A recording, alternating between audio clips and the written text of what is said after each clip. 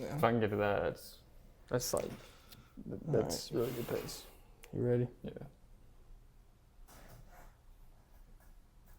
How are we doing, Highway Rivals family? Back today after a super extended break. I took myself a little trip to the Gorge for all my Kentucky people. Needed a little break from all of it. We've been busy doing other stuff. Nate, how's it feel to be back today, though? Feels great. It's been a long time coming. It's been a couple weeks. Yeah. We've missed a few games of the finals. Got a lot to catch up in the world of Kentucky and Louisville football, basketball, and baseball. So. Yep. Yeah, it's crazy the run the baseball team has made. But we're going to get to that. We're going to start with the Vince Marrow situation. Obviously, you have some feelings about it. Yeah. Obviously, I have some feelings. We're on opposite sides of this. I guess the one thing I do need to just ask you is, do you just feel like betrayed in a way as a Kentucky fan? Does Stoops feel betrayed? I mean, from everything that I heard, I feel like you have to a little bit. Yeah. I mean, the news broke before he wanted to, and Stoops didn't know about it until the news broke on 3, like we all seen. Yeah. So as a fan, I mean, I of course feel betrayed. I can't imagine, what the coaching staff feels like. They've worked together 12 years, put a lot of time in. And, he was recruiting for us on Sunday. That news broke Monday. And, it doesn't sit right. How do you go work for us, recruit for us, knowing you're going to the other school down the road? Even I was looking next year, out of the top 5 Kentucky kids in the state for football, y'all got all 5 of them already committed.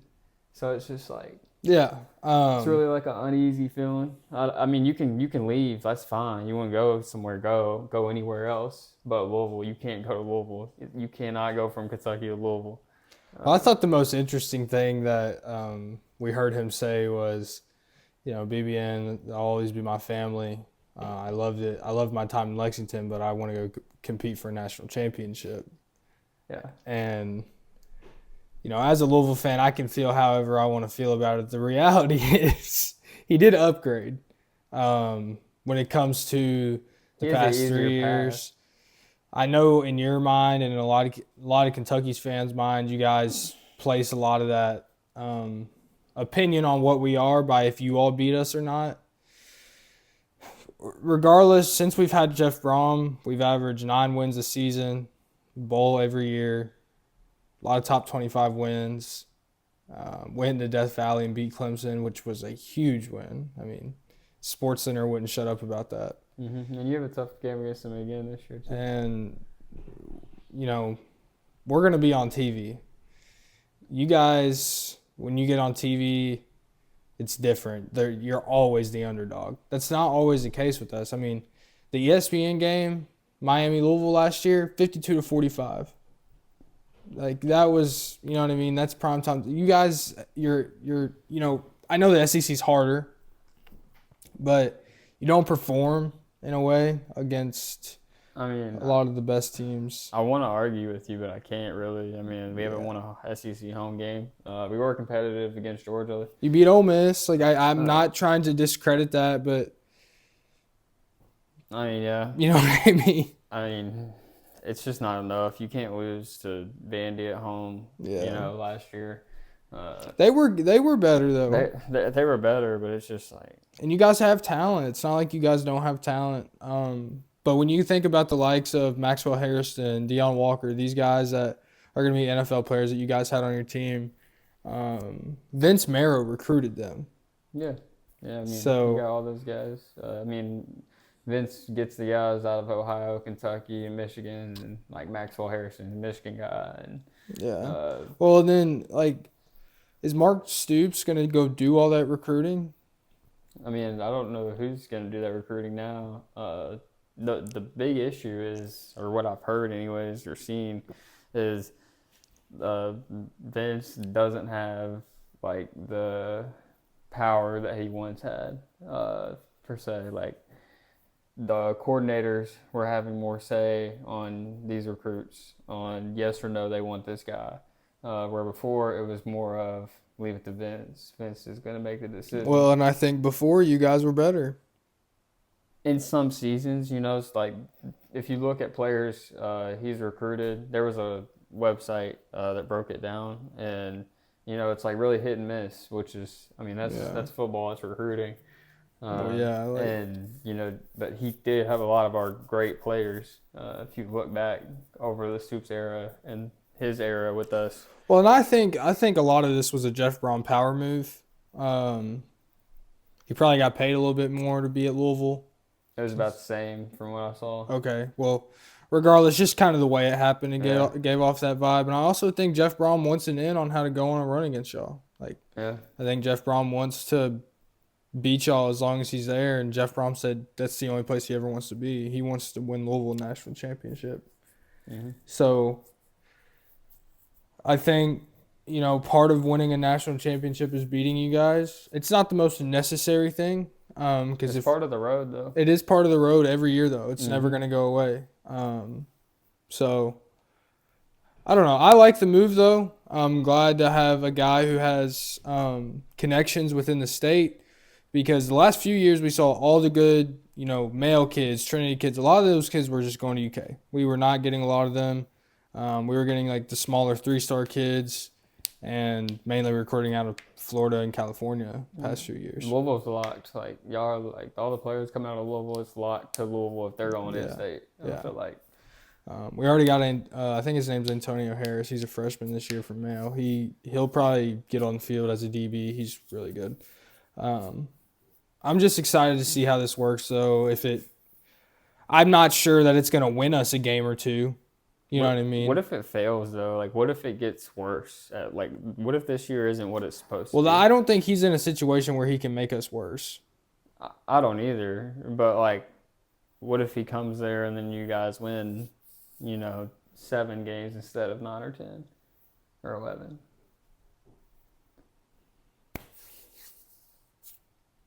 I don't think that's Vince Marrow. I don't either. You know what I mean? I just wonder if it sets the wrong I see way. what you're saying, but it's not because of Vince Marrow. It's going to be, I think, one thing that could potentially always hold us back. It's like we could have like a decent defense. We've never just had a crazy defense, other than when we had some of the Teddy teams who were really good. Like even like Lamar's team, other than Jair, wasn't a great defense. We just don't ever really have a great defense. Yeah. That's the one thing I see holding us back more than anything. But you go look at our schedule. If we're able to win a game against the game at Pitt, the game at Virginia Tech, the game at Miami, Clemson comes to us. We don't have to play Notre Dame, and we get SMU at SMU. If we're able to win 4 out of those 5, including beating y'all, we're making the college football playoffs. Yeah, I mean, y'all have a doable schedule. I definitely can win. Y'all can win a bunch of games this year. Yeah. It just depends how Miller Moss plays too. Yeah. You can say whatever you want about spring training film. You just have to see it in game. And I guess the good thing in our situation is we get to play 3 stinkers. And then go on the road at Pitt, which isn't like the worst type of warm-up game. Could be a trap because I anticipate us being ranked and obviously going 3-0 to start the year. So it could be a trap in some ways, that first game, that first conference game, but I'm not too worried about it. I think, like I said in the one video, I think we're going to win 10 games. Yeah. It's hard for me to. I mean, I agree with you in a way. I see a world where you guys also win like 7 games. Maybe we always lose when we're not supposed to. Yeah, that's true. And another thing is like it's hard for me to get excited about football season right now with everything going on. You lose one of the most beloved assistant coaches to your rival, and then there's a lot of fans that you're so down on the team though. Like you genuinely think y'all are going to lose to Tulane in Eastern Michigan. Like you genuinely think it's possible. It's Toledo Toledo. I do think it's possible, and if you lose those games, like you have nothing like the rest of the year. The fan base is not going to get behind that. You have to win. You have to win the season opener, and then your second game's Ole Miss. Like You don't have to win that game. You don't have to win that game, but you want to win that game. But also, we don't know who Ole Miss even has. No, I mean, we don't know what they're going to look like. Yeah. I don't know. Our fans are split. I mean, you saw me and Trent arguing in the group the other day. You know. Yeah, I don't see you guys like going like 0-3. You know, I think you beat Toledo, lose to Ole Miss, beat Eastern Michigan, and then from there it gets extremely ugly. That's what I'm saying. That's what I'm saying. Like 4 win a season, like that just doesn't cut it. It might be 3, fam. Yeah, I mean, don't y'all play Bama? I'll pull up the schedule. Pull up the schedule. It's right here. Pull up I the got schedule. it on my phone.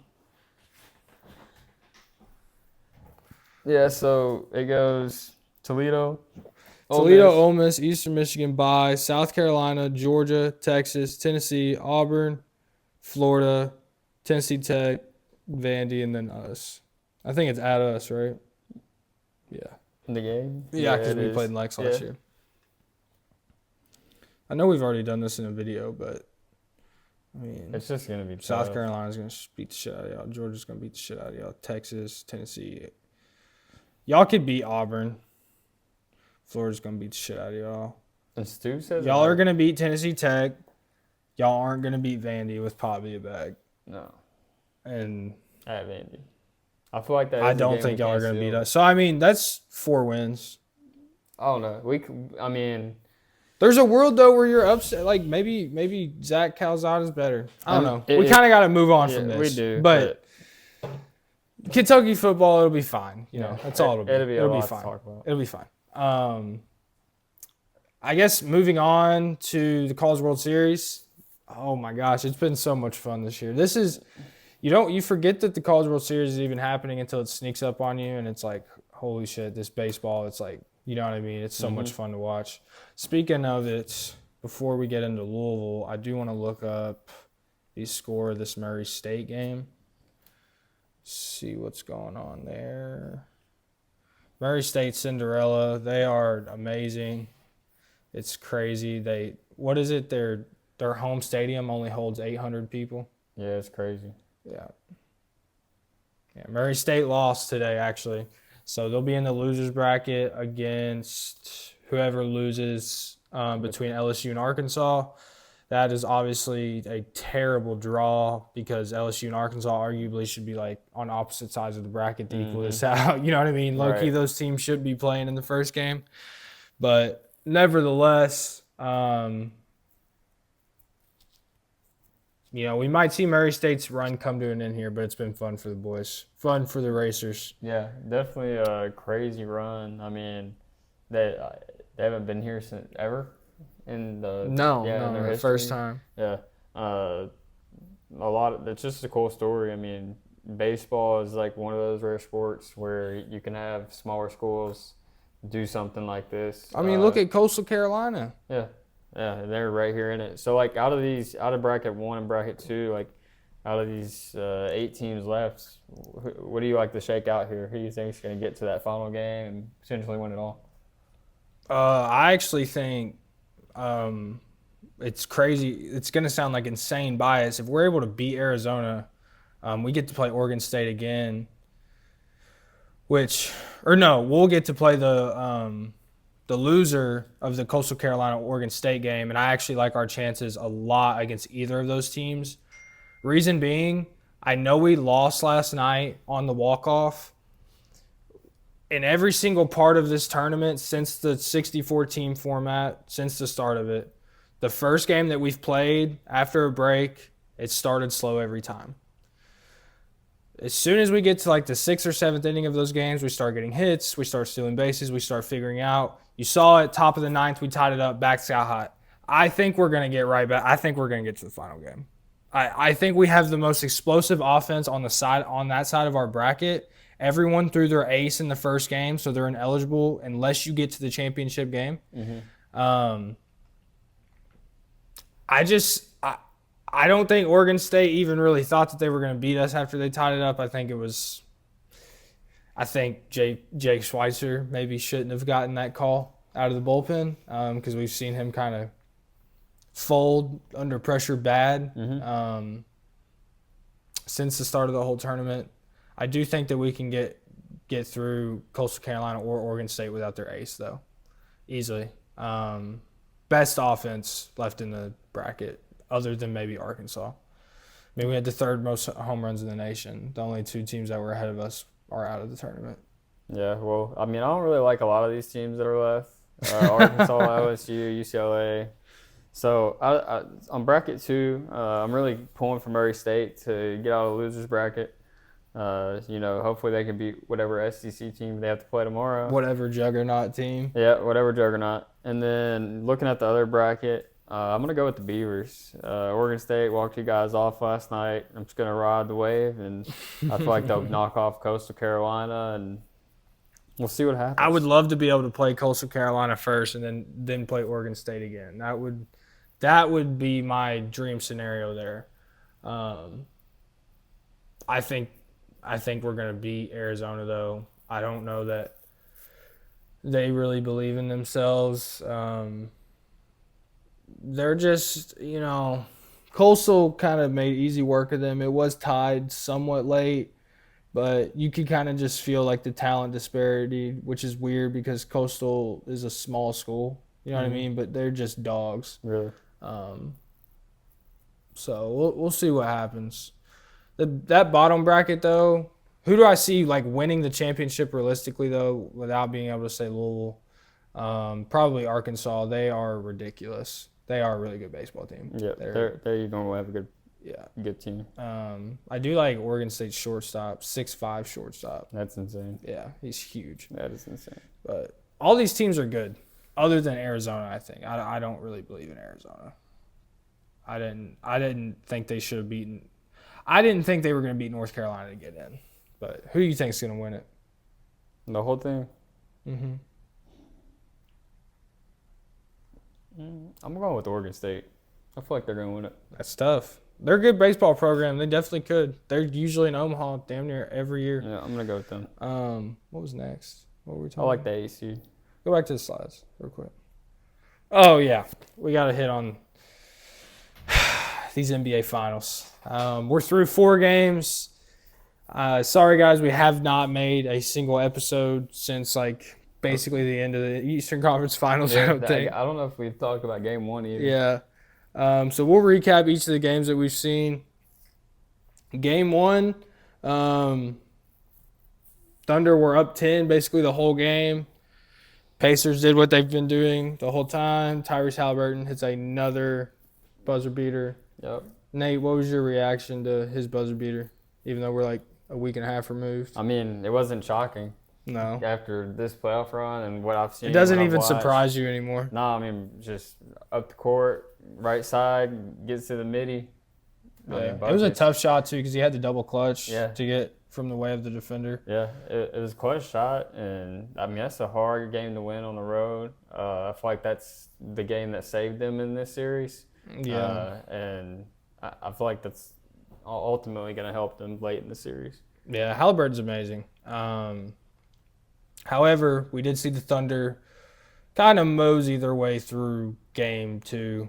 That was the very uninteresting game. They led by 15-20 pretty much the whole way through. Yep.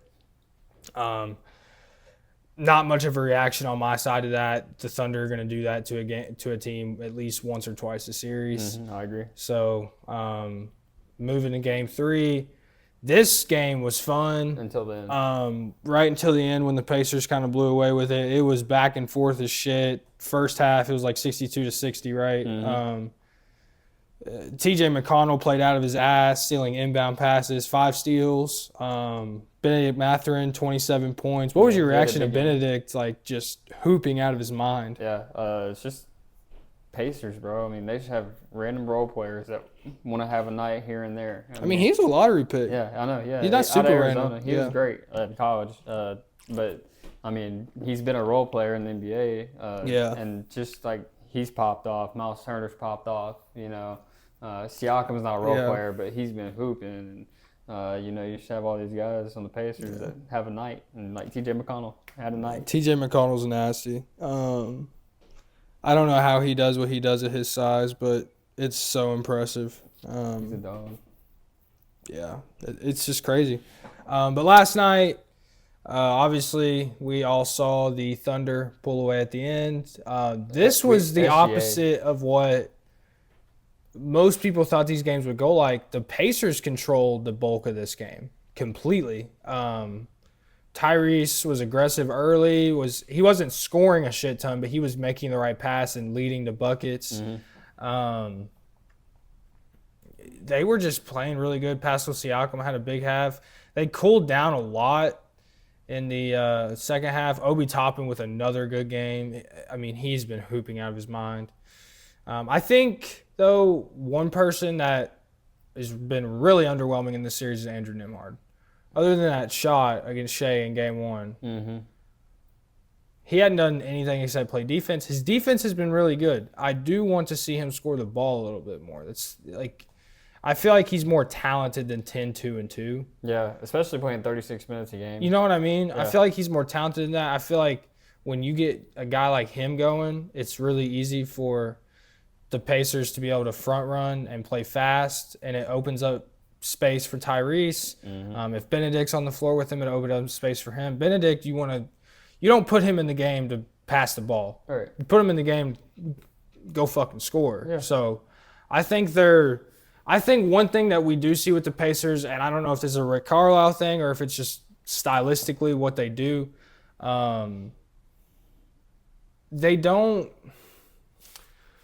fall into these like slumps where they don't like force the issue enough. Like they don't like Tyrese will just like play super passive. Nembhard will play super passive. The effort's always there. I think they think too much about making the right play. You know what I mean? Especially in the half court. Yeah, like they're not a great half court team at all. No. It's when they can get out and run, that's when they're the best. scariest. Yeah. So, I mean, 2-2 now though, Nate. Going back to OKC for Game 5, what are you anticipating here? It's been a fun series. I'm gonna say I think the Pacers are gonna steal another one on the road. Yeah. Go up 3-2, and then we're gonna go into Game 6 and probably get it tied back up. That's how I see it playing out, but it could play out the other way.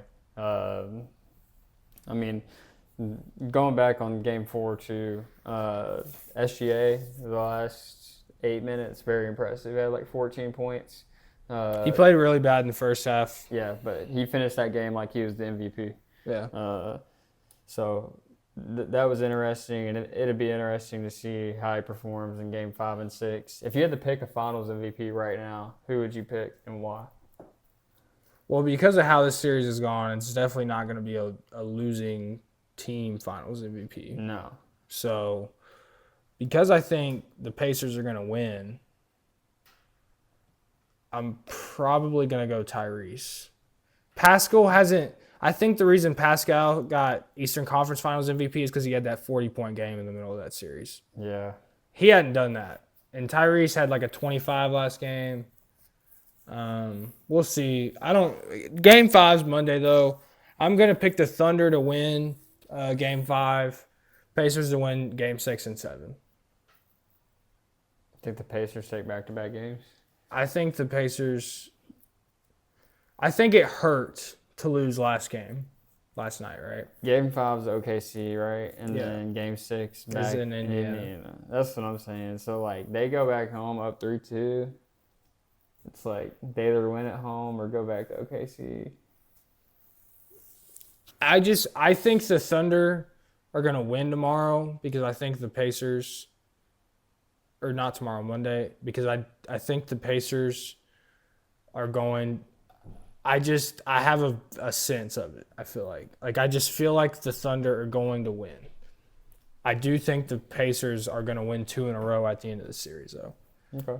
I think a Game 5 is where the youth of the Thunder, they're at home. I think there's like a clear advantage there for whatever reason. I could be wrong, though. We'll see what happens. Either way, Pacers in 7. No matter how it bangs out, they'll split the next 2, and it'll go 7, and I'm picking the Pacers. Yep. So I still want to stay with the Pacers. I feel like they can win this, but something tells me that the Thunder are going to be the champions this year. Well, in that case, Shea would be the Finals MVP. I mean, It 100%. wouldn't particularly be close. And yeah, I can see that, and I can see them winning the next 2 games. So I'm still gonna stick with Pacers in 7, but I do see a world where the Thunder get it done in 6. There's definitely a world where the Thunder win. Pacers have kind of outperformed as it is anyway. So, but speaking still on the finals, there's so much talk about the ratings being down, it not being as enjoyable, blah blah blah blah blah. Nate, when this series wraps up and it's going at least 6, which isn't a bad series. Yeah.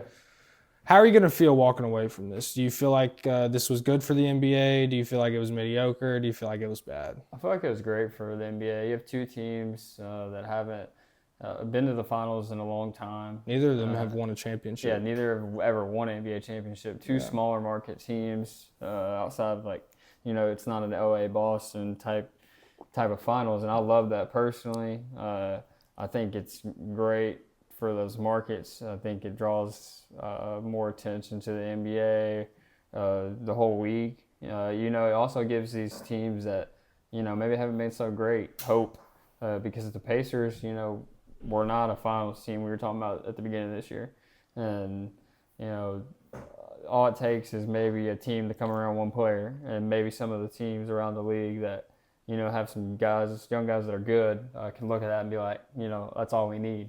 Yeah. I somewhat agree with what you're saying. This is my point of view of it. It's very transactional from like casual NBA fans and people that have watched NBA for a really long time. There's a lot of casual NBA fans, and I'll say this first. For every person that likes SGA, there's another person that doesn't like SGA. Yep. Because of the way he plays basketball. Mm-hmm. And because he is literally the best player in the series and the MVP, which I think a lot of people didn't like. I think the common vote was Jokic, but he was able to win it. I think voter fatigue. So I think that has a lot to do with it. It's interesting. I just got a notification that Lance Stevenson and Dwight Howard got in a fight in a Big 3 game. Nice. But speaking of SGA, his style of play is not conducive to like the most positive viewing experience. You have to like really like basketball to really enjoy what he does sometimes. Yep. And even me, who really likes basketball, I end up not liking it at all. The Pacers, though, they're fun as fuck to watch. I don't understand how people watch them and they're like, oh, I can't get behind this. I think the Pacers are the most fun team in the league to watch, and they have been since basically after the All-Star break. Yeah, I mean, I agree with you. I agree. I think the Pacers are a lot of fun to watch. I think the Thunder are fun to watch too. I think it's been a good series. Yeah, I agree, and I think Shea is even fun to watch. Certain games, I don't love the consistency of the free throw line some games, but it's part of the game. I love how he can create a shot, get to the mid range, and draw contact and finish. Yeah, I think it's really impressive, and I think a lot of people are going to try to follow kind of what he is doing in today's game. Don't get me wrong, Shea's great. For me though, it's just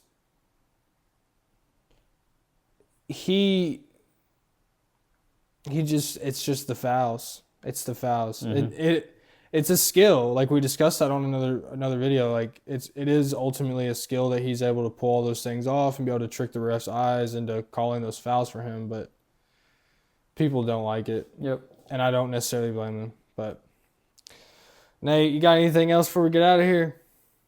I think that's it for today. We'll be tuned back in for the rest of the finals. Oh, matter of fact, before we go, Stanley Cup this year. It's been a really good series so far. Leon Draisaitl won Game 4 for the Oilers. I was actually watching. I've been watching this whole series. The NHL has been very good. Stanley Cup has been very good this year. This is definitely going 7. Obviously,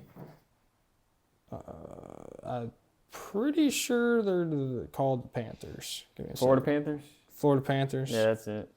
Is that what it is? Yeah, I know that's the team. Yeah, Florida Panthers. Yep, and the Edmonton Oilers.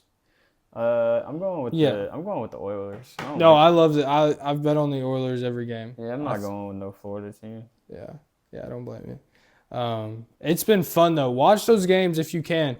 The Oilers were down 3-1 last game, going into the third frame, and came back and won it in overtime 5-4. Tough. So, cash flow parlay on that 175 on. I sent that to the group chat. Yeah, you did didn't say I? that.